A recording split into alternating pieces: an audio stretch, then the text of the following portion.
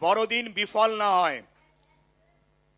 আমি ছোটবেলা থেকে বড়দিন মানে ভাবতাম ঘর সাজানো, ঘর রং করা। ছোটবেলা থেকে ভাবতাম বড়দিন মানে সেই রোজ কেক কলকল বানানো।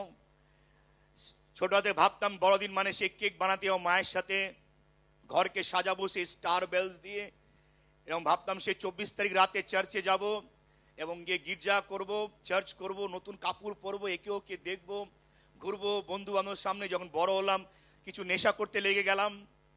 এটাই আমার জন্য বড়দিন ছিল। কিন্তু আমার প্রিয় ভাই বোনেরা, আমি আপনার জন্য বড়দিনকে বদলাতে চাই, বড়দিনের মিনিংকে বদলাতে চাই।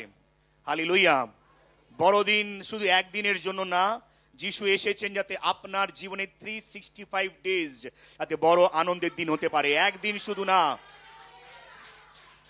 তো এই বড়দিনের সময় আমি চাই যাতে আপনি আরো প্রস্তুত হন, আরো তৈরি হন।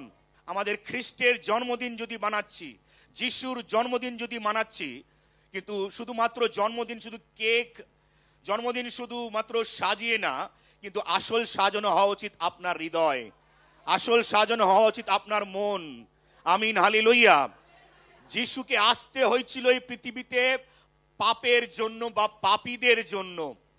কেননা সেই প্রথম সৃষ্টি আদম আর হাওয়া পাপ করেছিল আর ঈশ্বরের দিয়ে দূরে চলে গেছিল। সেই পাপকে মেটাবার জন্য, সেই দূরত্বকে কম করার জন্য, বা মানুষকে আবার ঈশ্বরের সন্তান বানাবার জন্য বা ঈশ্বরের কাছে আনার জন্য ঈশ্বর নিজের সন্তানকে পাঠায়।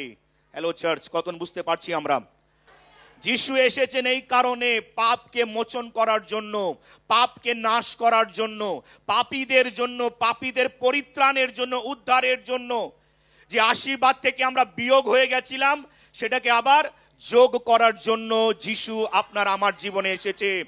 যে পাপ, যে শয়তান আপনাকে আমাকে ঈশ্বরের দিয়ে দূরে করে দিয়েছিল, যিশু এসেছিল যাতে আমি আপনি ঈশ্বরের কাছে, ঈশ্বরের উপস্থিতি থাকতে পারি, ঈশ্বরের প্রেজেন্সে থাকতে পারি। বলি আমিন।